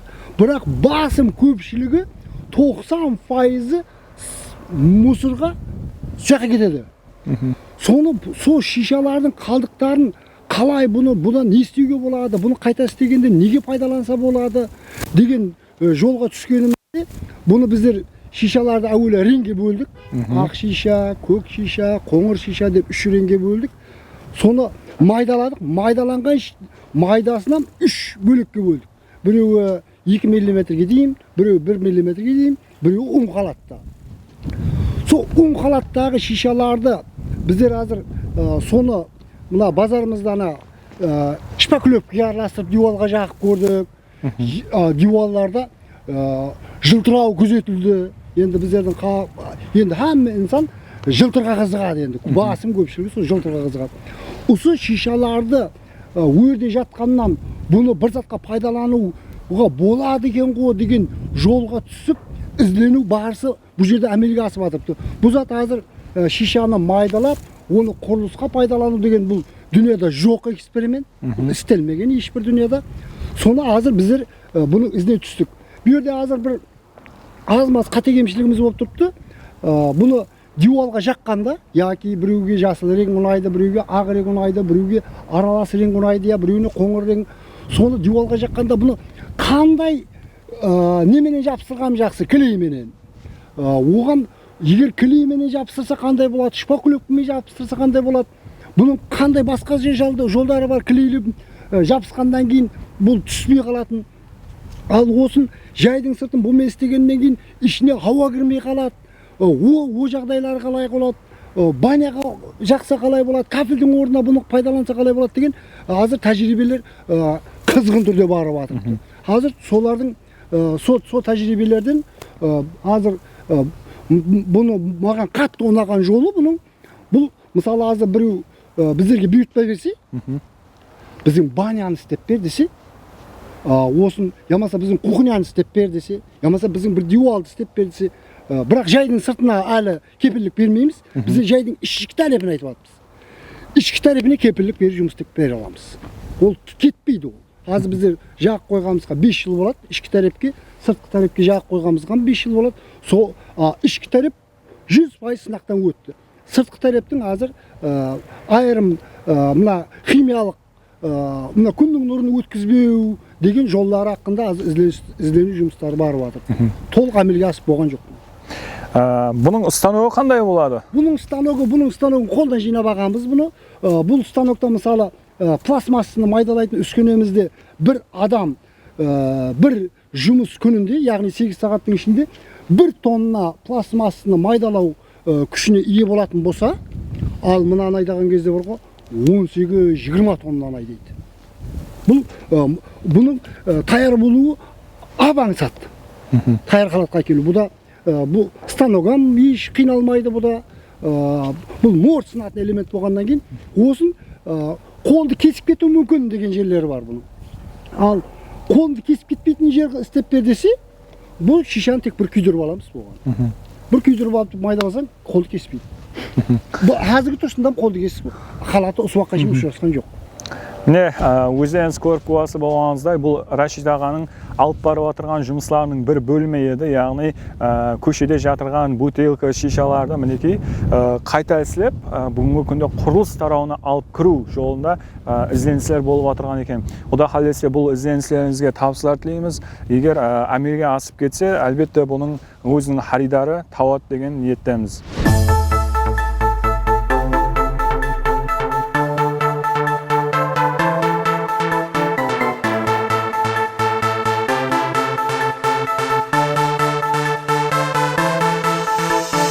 Қазір біздер өздеріңіз көріп тұрғаныңыздай үлкен теплицаның ішінде жүріппіз. Бұл теплицаның ішінде Рашид ағаның терілері бір жағында жайылып тұрған болса, бұл аяғымыздың астында Рашид ағаның және бір ісбермелік тарауының бір бөлімі тұрыпты. Яғни соны айтып өтуіміз керек. Бұның астында жауын қорты, яғни сізді хайран қалдыратын шербилер сақланып жатырыпты. Рашид аға бұл ізден түрлі қызық бизнес тарауларыңыз шығып жатырыпты да. Келің мына терілерді не үшін бұл жерге жайып қойыпсыз? Үсі хақында айтып берсеңіз. Үсі кейінен бұл жердегі жауын құрты, яғни шерби хақында да аз кем тоқтап өтсеңіз. Енді бұл тұрған жеріміз, бұл теплицамыз, бұл теріменен ешқандай қатынас жоқ еді. Бұл теплицамыздың, бұл бизнеспенен, бұл екі бизнесіміздің ортасында ешқандай қатынас жоқ еді. Бұның ішінде жауын құрты бағылып атырыпты, яғни калифорнийский красный червей. Бұл өсімліктің азығын таярлау деген өз алдына бір тарау. Енді азырына тереге келетін болсақ, бізде теріні илеу бағдарында бұл тері 5 мәрте ығалану керек. Жаздың күні тері илегенімізде бұл har mәрте ығаланғанда бұған ярым мезгілдің ішінде бұл құрғақ қалатқа келетін еді. Яғни бір суткінің ішінде, яғни ярым мезгілдің ішінде құрғақ қалатқа келетін еді. Қыс дәуірінде, қазіргі күнде біздер бұл терілерді илеу бағдарында бірінші мәрте ығалағанымызда оның кептіру дәуірі ұзаққа созылып кетті. Сол себепті қазір біздердің теплицамызда бос орындарымыз болғаннан кейін осы ішіне терілерді жайып, бұның кептіру күндерін қысқарту мақсатында осы теплицадан пайдалануды мақұл таптық. Бұл азыр бұл жерде болатын зат тері тарапында бұл жаздың күні, мысалы жаздың күні бір мезгілде кепетін болса, егер мына теплицамыз болмағанында, яғни мына құртпен айланысып жатырған бұл тадбиркарлық жұмысымыз болмағанда, бұндай ол қиыншылықтан өту қиын болатын еді біздерге. Бұл жерде бір бизнесімізге жәрдемші болды деген көзқарасты қадам қараса болады бұған. Ал енді бұл қызыл құрттың несіне келетін болсақ, бұның калифорнийский красный червейді не себеп бағылып жатыр деген сұрауға жауап беретін болсам, бұнда біздер алдын өзіңіз куәсі болғандай малдың қиынан биогазын алу арқылы органикалық түгін таярлайтын. Бұның екінші жолы бар. Қайталдан малдың қиы, бұл жерде болатын процесс мынандай, өсімлік, яғни жапырақ, бұл зоологияның асқазанынан өтеді. Зоологияның асқазанынан өткеннен кейін, зоологияның асқазанынан өтпей тұрып, өсімлік өзі өсімлікке азық болмайды ол. Өсімлік өзі өсімлікке азық болмайды. Бұл асқазанынан өту процесі болу. Осын бұл малдың қиы, өсімлік, зоологияның асқазанынан өткеннен кейін бұл белгілі дәрежеде өсімлікке азыққа айналады.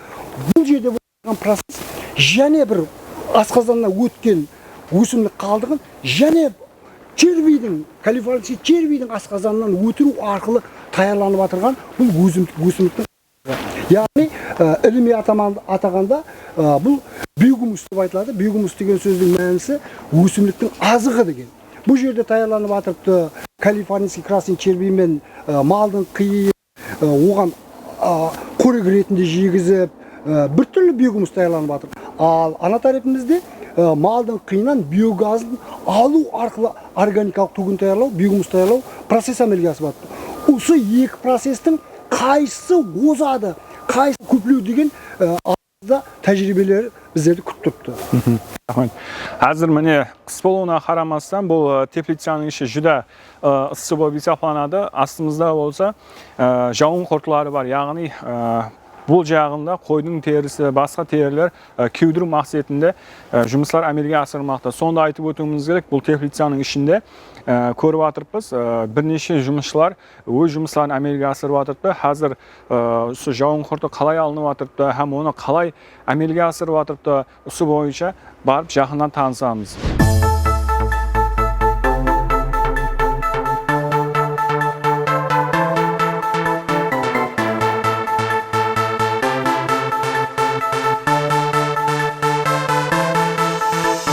Міне, әзі өзіңіз көріп куәсі болғаныңыздай, қолымда жауын құртлар, яғни шербилер бұл жерде бағылып жатыр. Міне, өзіңіз көрің.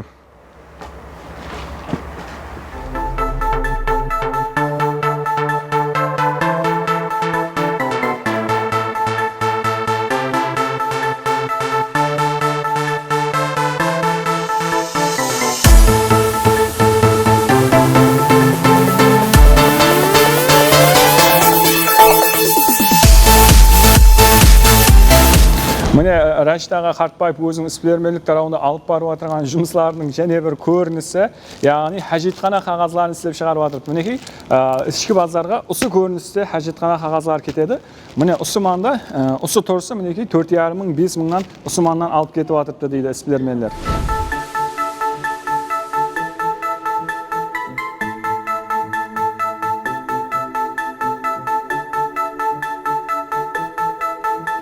Міне әзір Рашид аға көріп отырмыз, әр түрдегі резиналарды қайта істеу бойынша да бірталай жұмыстар әмелге асырған екенсіз. Осы бойынша айтып берсеңіз, бұны не мақсатта пайдаланады? Бүгінгі күнде бұл қандай нелерді әмелге асырып жатырды жұмыстарды сол бойынша? Бұл енді шығындыларымыздың арасында резина мақсулаты жоқ емес. Бұл резина мақсулаттан бір көп шығатын шығындылардың біреуі. Бұл резина мақсулаты патинкелердің подошвадан шығады, машиндардан шығады, ойыншықтар тасталады. Сол резиналарды жинап, біздер бұларды пластмассы дробилкімізден дробилкілеп, майдалап, резиновый крошка шығаруды жолға қойған біз бұны. Бұл резиновый крошканы азыр кең пайдаланады. Мысалы, ана мини-футболный площадкілерде көп пайдаланады. Одан кейін мягкий асфальтларда көп пайдаланады. Бірақ бұны шығарып болып, бұның ахметлі жерлері, мысалы, детсатларда нелердің ішіне төсесе, бұл құлаған балаға ешқандай зақым тимейді. Бұл балалар майданшаларына істетілсе. Енді бұл жерде азыр біздер резинаны майдалауды, резинаны жинауды, о бойынша оны бірақ полиуретановый клей деген клейі бар бұның. Соған араластырып, егер мына стяжкінің орнына дейміз ғой. Стяжкінің орнына жайға болады бұны. Бұны аяққа тұрғызуға, бұның ізіне түсуге, бұны халықтың арасына алып кіруге қазіргі күндерде біздерде уақыт жеткіліксіз десем, қате айтқан болмаймын. Бұл жұмысты істеуге болады, бірақ біздерде уақыт жеткіліксіз. Егер пайда болып отырған тәдбіркарлар болса, осы жол жөнеліс бойынша егер мағлұмат керек болса, толық береміз.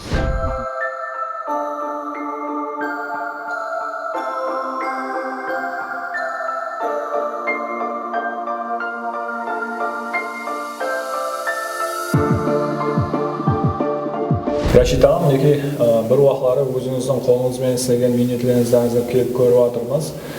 Соның саласында неше домға сондай проект істедіңіз, һәм өзіңіздің істеп шығарған өніміңізді неке көп қана домларға, көп қабатлы жайларға неке бұндан бір сағас 5 жыл алдын осындай алып істеп берген екенсіз. Қазір міне кеше істелгендей болып елі тап-таза тұрды. Бұл қалай болды, бұл міне сол бойынша айтып берсеңіз. Бұл енді бұл жердегі болған уақия. Бұл жерде біздер текстильный отходтарды қайта істеу бойынша ізленгендегі әрекетіміз. Мысалы, мына көріп тұрғанымыз мынау қызыл текстильный отход, мынау ақ текстильный отход, мынау қара текстильный отход дегендей ұсыларды майдалап, жидкий обой шығардық біздер. Сұйық обой деп айтамыз ғой енді. Соны мынаны қазір біздер істеп кеткенімізге 4-5 жылдай болды.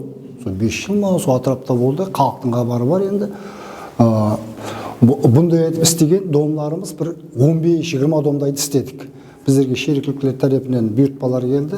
Сол кезде біздердің бұл жеке абойымызбен ремонт істелсе, бұл арзанлық тарапынан хаттекі эмульсия шпаклевкадан арзан болған тарапынан шерікліктер тарапынан біздерге бұйыртпа келіп түсті. Мұнда азыр халықтың өзі, шерікліктердің өздері азыр бұл жеке абойдың сыпатына, шырайлығына, һәм бұның және жақсы жері бұл жеке абой ұрылғаннан кейін, мысалы бұны эмульсия еместелгенде шпаклевкамен паде суықтау болар еді, салқын тартатын еді. Азыр жылылау дегендей. Бұл да шығындыны қайта істеу бойынша әрекетіміздің нәтижесі болды.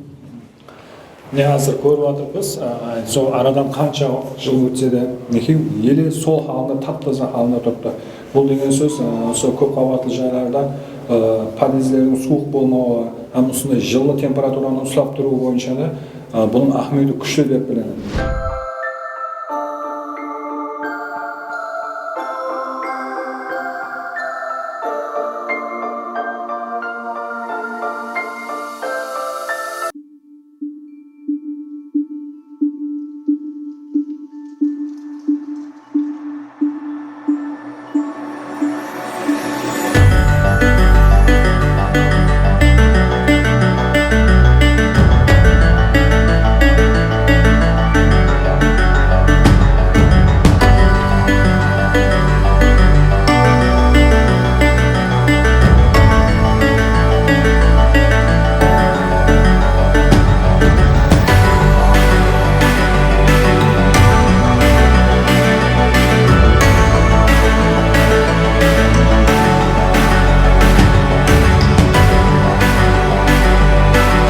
Қазір біздер Нөкіс қаласындағы Бестөбе мәкан бұқаралар жиында жайласқан Нөкіс шығынды полигонында тұрмыз. Бұл полигонда қазір айтатын болсақ күніне 160 тоннаға шамалас мусор, яғни шығындылар кеп төгіледі екен. Мына адамлар мына жерде жұмыс баса-бас болып жатыр. Мен қазір бұл жерге Раштаға айтты, барып көресең, қазір ол жерде адамлар баса-бас жұмыс істеп жатырды. Мусорлар қайта сортировка істейді ояқта дегенге сеніңкіремей келіп едім. Қазір көрсеңіз, бұл жерде жүдә көп адамдар жұмыс қызғын түрде, күннің суығына қарамай қызғын түрде кетіп жатырған екен. Мен алдыма ниет қылып қойдым. Құда қаласа бұл инсанлар хақында да ажайып бір көрсету таярлаймыз деген ниетіміз бар. Раштаға енді сізбен бұл жерге келуіміздің себебі мінекей, бұл Бестөбе мәкан бұқаралар жиынынан социал тармақтарда алдын осы шығынды бойынша аз-маз масшғала болып қалқы шыққан еді. Сонда айтып өтуіміз керек, бұл жер Нөкіс қаласының келіп атырған шығындыларының жиындысы осы жер. Орайы, яғни айтатын болсақ. Бұл енді әзір қыс маусымы болғаннан кейін қазір шығындылардың иісі, я болмаса бір басқаша иісі шығып тұрған жоқ бұл жерден, қопалғып айтатын болсақ. Ал жаздың күні бірақ бұл жерге келу сәл қиылау болады. Себебі әр күнгі шығындылар саны жаздың күні қыстаға қарағанда оға да көп болады. Дұрыс емес пе? Дұрыс. Раштаға енді қазір міне артымызда жабайы шошқалар, міне осы шошқаларды социал тармақтарда, одан кейін көпшілік халқымызды мына сізді көп танитын, танымайтын адамлар айтады да, Рашид Қартбаев сондай үйінде шығында төгетін жерде шошқа сақлайды, шошқадан жақсы дарамат көреді деп айтады, көшін сатады деп. Осы бойынша бір халыққа бір түсінік беріп өтсеңіз, не үшін шошқаны сіз сақлап отырсыз, һәм бұл шошқалар сізге қандай пайда келтіріп жатыр? Бұл шошқа деген бұл біздің кәсібіміз негізінен шығындыны қайта үслеу тарауында бағдарланған. Бұл шошқаларды біздер бұл Сыбалкіге Нөкіс қалалық полигонына әкеместен алдын біздер өздерімізді эксперимент өтіп көрдік. Бұл шошқалардың шығындыны қалай, шығындының ішіндегі азық-ауқат қалдықтарын қалай утилизация етуін, қалай оларды жеп зиянсызландыру хақында біздер аз-маз іліми жұмыс жасап бардық. Өздеріміздің есабымыздан. Сонда мәлім болған зат біздерге өздеріміздің промзонамызда сол жерге микрорайонның көп қабатты жайлардың шығындысының арасында азық-ауқат қалдықтары жер жайлаға қарағанда көптеу болады. Сөйтіп біздер микрорайондан шыққан шығындыларды алып автовеске өлшедік. Мысалы өлшеген кезде оның ішіндегі шығындысы 2 тонна 700, 3 тонна болады ішіндегі шығындысы. Оны әкеп промзонаға төгеміз. Сөйтіп жерге шошқаларды соның ішіне пищево азық ауқат қалдықтарын жерде зиянсыздандыру мақсатында шошқаларды ішіне жіберіп тұрып, ровно 24 сағаттан кейін именно сол жерден қалған алдын келгенде 2 тонна 700, 3 тонна қалған шығындыны алып, қайталдан машинға салып өлшегенімізде 1 тонна 200, 1 тонна 100 болып қалды. Бұл шығындының бұл жерде қорқпай айтсақ болады, 70% азық ауқат қалдықтарынан, оның енді 70%-ның бәрі пищевой отход емес. Ол жерде келген кезде шығынды хам ызғар еді. Ол жерде испаренесі болады, азық ауқат қалдықтарын желінеді. Сол тексеріспекті ізленуді өткен кезінде пищевой отходтарды, азық ауқат қалдықтарын шошқа емес, малдан көрдік біздер. Қойды араластырып көрдік. Малды, қойды, мысалы бір жерге микрорайонның мусорын төккен кезде үстіне мал жібергенімізде, малдар бар ғой, оны үстін басқылап, астындағы шығындылар, олар не қылмай қалды, сүйді қап қойды. Қойды болғанда. Ал шошқа оның түкпіріндегі кешкен азық ауқат қалдықтарын арасынан теріп жейді. Бұл жерде біздердің ең ескен жетіскерлігіміз, мысалы қазір жаздың күні егер мына жерге келетін болсаңыз, мына жерде бір ешқандай, мысалы сіз айтып жатсыз ғой, қыстың күні келген бұл жерде еш жоқ деп, жазда келсеңіз мұсындай еш жоқ. Егер шошқа бар болса, егер шошқа жоқ болса, онда бар ғой бұл жердің иісіне шыдау мүмкін емес. Соның нәтижесінен енді келіп шығып азыр мына жерде мысалы істеп жүрген, қызмет қылып жүрген, осы свалкадан ішінен пакет, пластмассаларын жинап жүрген инсанларымыз бар. Осы оларға берсеңіз, олар да тастиқлайды. Ол тастиқлауға бару шарт емес. Мысалы, үш жер мусор свалкасының ортасына шейін кіріп көріп, қалеген viloyatқа барайық, Самарқандқа барайық, Хорезмге барайық, Науайға барайық, кіре алмайсыз ішіне. Соның үшін бұл Рашта мына әзір шошқалардың, мына үлкен шошқалардың астында тұрып, жүдә азымыз қорқыныш болып тұрды. Бұл шошқалардың адам зиян келтірді. Егер қазір мысалы шошқалардың жүргеніне бұл жерде азыр 150 бас атрапында шошқа бар. Бұл жерде қызмет етіп жүрген жаңағы адамдарымыздан бар. Сол адамдардың мысалы азыр біреуіне сұрап көрсеңіз болады, қайсыңызға қанекей бір жеріңізді шошқа тістеп алды ма, я бір зақым келдірді ма деп сұрасаңыз, олар маған айтар еді да. Рашидында шошқаларың бізге өтіп жатыр, бүйтіп жатыр деп. Мен ол кезде бар ғой, ол бұған қарсы күресу үшін бір зат ойлап табар едік та. Ондай зат жоқ бұл жерде. Не, әйзі өзіңіз көріп куәсі болғаныңыздай. Не, мына шошқалар қазір бірақ түрлері қорқынышты болғанменен адамға ұлыма зиян жоқ деп жатырды. Міне әр күні осында нүкістен шығатын шығындыларды бұлар қайта істеуге, яғни осы жерде шығындыларды, азық ауқатларды жеп, неге мусорларды қайта істеуге бұлар табиғи жәрдем беріп отырған жанлы хайуандар болып есептелінеді. Міне көріп тұрсыз. Бұл жүдә бір қызықлы екен, адамлар бұл шошқа деп басқаша ойлап жүрген екен. Мен азыр үстелге келіп, арасында да бұл сенбесеңіз бұл жерге келіп көріңізді қалар едім. Міне сонша 100-ден астам шошқалар міне қазір шығындыларды жеп, бұларға жәрдем беріп жатыр деп ойлаймын меніңше. Раштаға енді бұл шошқалар күні бұл жерде қоралар бар ма, сонда қалай болады? Бұл жерге біздер бұларға істегенбіз, қорамыз бар. Ол қорамыздан болды, осы мусордан соғылған. Осы пакеттерді преслеп, дивалларын соғып, үстін тек жауып қойыппыз, ықтырмақ қойыппыз. Бұл шошқалардың жататын жері, мына күннің ысысында паналайтын жерлері бәрі қолайлыққа жаратылған. Бұл біздерге табиатқа егер шошқалар болмаса, бұл зәһәрлі иіс шығады. Сол зәһәрлі иіс шықпай табиатты қорғау біздерге жәрдем беріп тұрған хайуанларды біздер де өз кезегінде құрметін орнына қойыппыз. Енді Раштаға суманда және бір сұрақ пайда болады да, осы шошқалар бір уақытлар сізді бір тартыстылар болып жүрді да, осы шошқаларды ұсыманы әкетіп қалғандағы жағдайлар бойынша бір түсініктері өтсеңіз. Ұлыма шошқа болмай қалған уақытта бір қандай болды?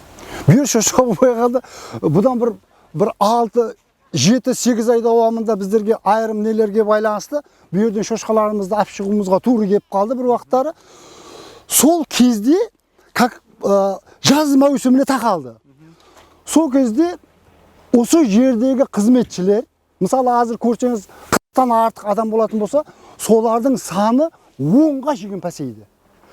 Һәм олар осы жерде отырып шай, обедтің кезінде шай, ауқат ішу үшін бұл жердің шыбынның мұғдары көбейіп кетті, иістің мұғдары көбейіп кетті.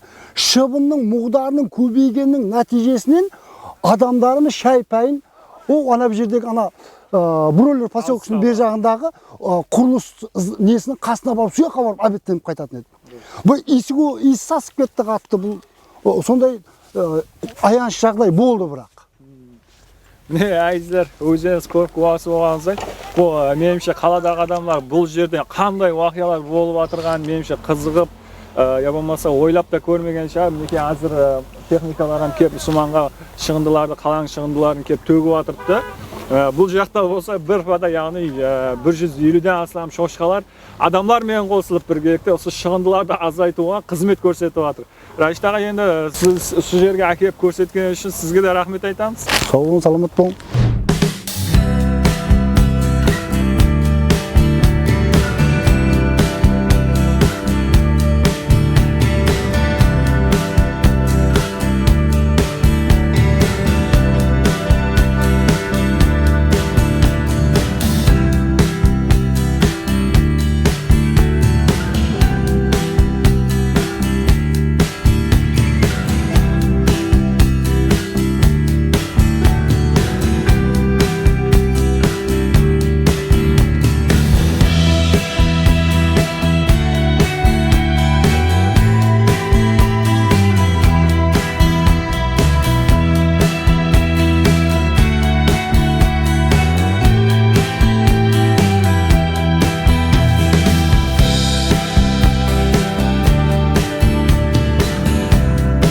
Қазір міне біз Рашид аға Қартбаевтың сібермелік тарауында көптеген жұмысларының куәсі болып жатырмыз. Яғни бүгін Полтақта НДФ өнімдерін шығаратын үлкен объектіне келдік. Бұл жерге келіп көргенімізде сырт елден келген үскенелер һәмде бұл жердегі жұмысшыларды көріп біз жүда қуандық, себебі бұл үлкен өзгерістер. Яғни осы Қарақалпақстандағы базарға енді кіріп бара жатырған, жаңадан ашылып жатырған өнімдерді базарға кіргізу мақсатында бұл жерде қызғын түрде жұмыс алып барылып жатырған екен. Сонда айтып өтуіміз керек, бұл жердегі өнімдер табиғат құшағынан алынған шығындылардан қайта ісленіп, солардан алынып жатырған екен. Солар бойынша бір аз екен түсінік беріп өтсеңіз, Рашид аға. Енді бұл жерде біздер шығындымен шұғылданған кезде шығындыны біздер 4 бағдарға бөлеміз. Бірінші инсанлар тарапынан, екінші жануарлар, хайуанлар тарапынан, зоология, үшінші ботаника, өсімдіктерден шығатын шығындылар, төртінші производственный отход, мекеме, строй мусор дегендей. Осының ішінде, бұл жерде көріп тұрған көрінісіңіз, бұл өсімдіктерден шығатын шығындыларды қайта істеу жол ашылды бұл жерде. Бұнда азыр апарылатын жұмыс өсімдіктің шығындылары жапырақ, апилкі, бидайдың нелері, шалының қауықтарын қайта істеу жолыменен бұлардан азыр полтақлайларды істеп шығаруды жолға қойдық. Стенаға, дұрдарға жапсыратын НДФ деген заттарды істеуді азыр жолға қойып жатырмыз. Бұл бағдарда біздергеден бұл бағдар таныс болмағаннан кейін біз азыр ұсы тарау бойынша азыр Қартбаев Айбек деген ініміз бар. Сол ұсы тарау бойынша сол жұмыстың бәрін сол амелге асырып жатыр. Қытайғадан барып қайтты. Сол жерде Қытай мемлекетінен бұл станоктарды сатып алынды осы карханада. Бұнда жапырақ пенен пакет, яғни пластмассыны ботаниканың шығындысымен, анатомиясын ботаниканың шығындысынан 70%, анатомияның шығындысының арасында пакеттен 30% араласпасынан таяр өнім шығам дегенше бір линия болатын болса, сол линияның бақасы $350 мың екен. Енді біздердің өздеріміздің мына үскүнелерді қолдан жинап алатын қабілетлеріміз барлығының нәтижесінде біздер 350 мың долларлық емес, 92 мың долларлық тарифін ғана тек сатып алдық. 10 адам сатып алғандағы астына тек арғы мақсатымыз бұны біздер схема ретінде пайдалану мақсатында сатып алынған нәрсе. Қазір осы 92 мың долларлық үскенеде бұнда бір күнде осы үскенеде 700 килограмм ботаника шығындылары, 300 килограмм пакет шығындылары ұма есапта 1 тонна шығындыны қайта істей алады, бір сменада. Егер бұл 3 сменаға қосатын болса, 3 тонна нелерді. Бұдан азыр таяр өнімдерді шығарып атырпыз, бұдан полтақтай шығарып атырпыз. Бұның полтақтай шығарғанда, бұнда эндеп шығарғанда, яки аквайналардың рамкілерін шығарғанда, тек бұда өзгеретін заты головкасы өзгереді. Головкасын өзгертіп, har түрлі формада шығара беруге имканият бар. Қазір міне Рашта бұл объекттің ішінде түрлі үскінелер көріп атырмыз, яғни аппаратураларда. Бұлардың барлығы қайсы мемлекетте алып келінген, һәм осы жерде осылардың атқаратылған көлемі, яғни бүгінгі күнде қайсылары һәммесі толық істеп тұрып па, һәм неше жұмысшы бұл жерде істеп атырыпты? Бұл Қытай мемлекетінен сатып алынды, бұл үскенелер. Бұл үскенелер іске азыр 100% түскен кезде бұл жерде 12-15 адамға даими жұмыс орын жаратылады. Бұда азыр 12-15 таза жұмыс жаратылмаған бұл жерде азыр. Тек қана 4 қанеге берді жұмыс істеп тұрыпты. Бұл не себеп бұл 4 қанеге істеп тұрыпты? Себебі бұл біздердің мемлекетімізде таза мақсулат болғаннан кейін бұл базарда өзінің орнын таба алмай жатырыпты. Мысалы азыр ағашқа, мысалы полтақтайға базарда қаридары бар, ал бұны полтақтай ретінде бұны базарға апарып бәсекеге салғанымызда халықтың арасында бұл таза зат болғаннан кейін бұған сенімсіздік пайда болады. Емаса білмегеннен кейін сондай жағдайлар болып тұрыпты, азымыз машқаласы болып тұрыпты. Менімше бұл Қарақалпақстанда бұл тарауды бірінші болып басталып жатыр, дұрыс емес пе? Өзбекстанда бірінші болып басталды. Міне әзілде өздеріңіз көріп куәсі болғаныңыздай, табиғат құшағынан, яғни теректердің жапырақтарынан болсын, яғни кефек, бидай, солардың кефеклерінен осындай МДФ, яғни полтақтайларды Өзбекстан бойынша бірінші болып шығарып отырған Рашта Қартбаевтың бізде үлкен карханасына тұрпыз. Бұл жердегі жұмыс процестеріменен, әмде осы же Қытайдан алынып келген аппаратураларменен сіздерді қазір таныстыруға әрекет қыламыз.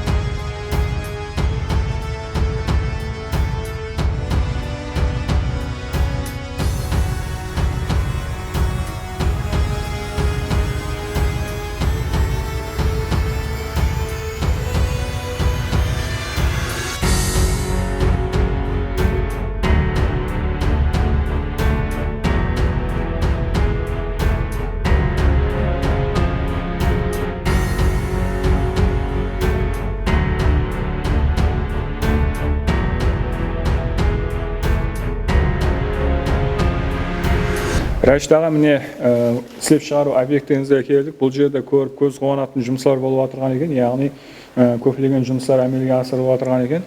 Қазір осы бойынша, осы жерде шығып отырған өнімдер бойынша бір толық мәлімет беріп өтсеңіз.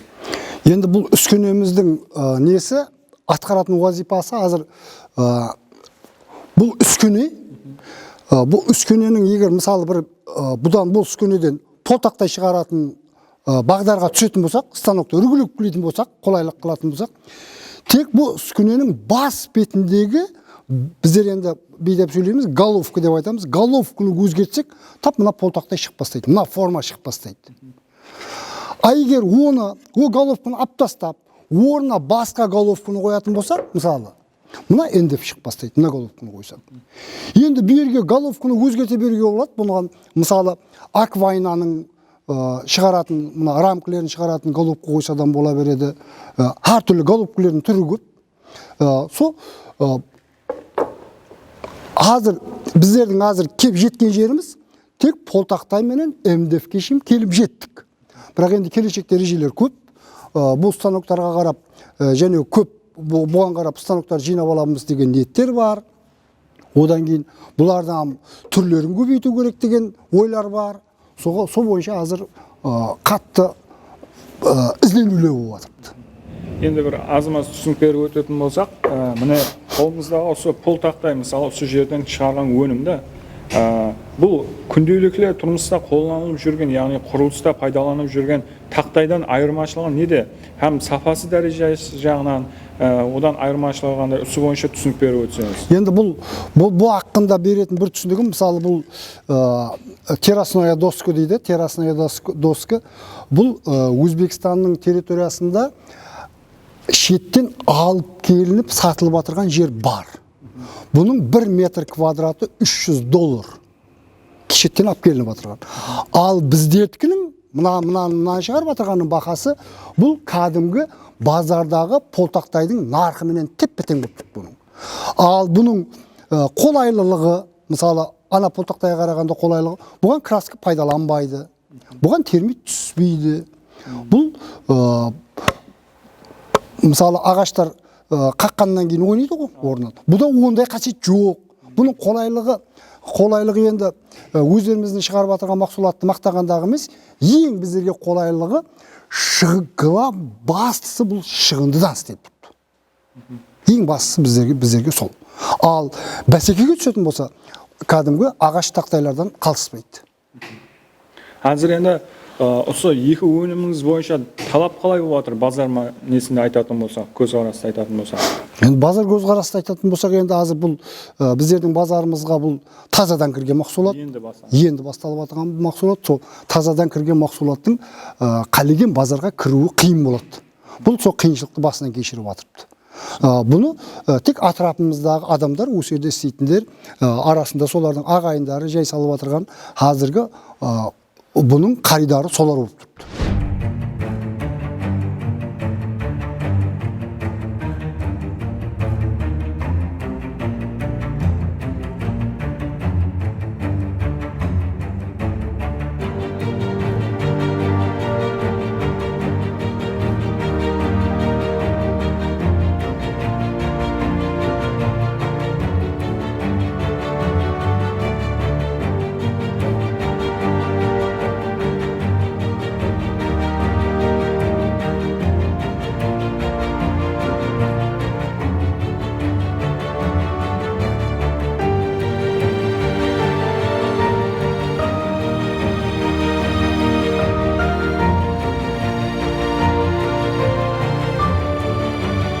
Рашид Қартбаев ісперлермендік тарауында көптеген жұмысларды әмелге асырып атырғанлығын өз көзімізбенен көру үшін бұл объектке келдік. Сонда айтып өтуіміз керек, бұл жерде Рашид Қартбаев теріні қайта істеу, шығындыларды қайта істеу, шишаны қайта істеу, шыбын бағу, қоян бағу, қоянның терісін қайта істеу, құлласы бұл жердегі әмелге асырылып атырған жұмысларды көріп көз қуанатын жұмыслар болып есептелінеді. Сонда айтып өтуіміз керек, бұл жердегі ісперлермендік жұмысын әмелге асырып атырған Рашид Қартбаев бұлардың бәршесін әмелге асыруда бүгінгі күнде өз жұмысын елі давам етіп атырды.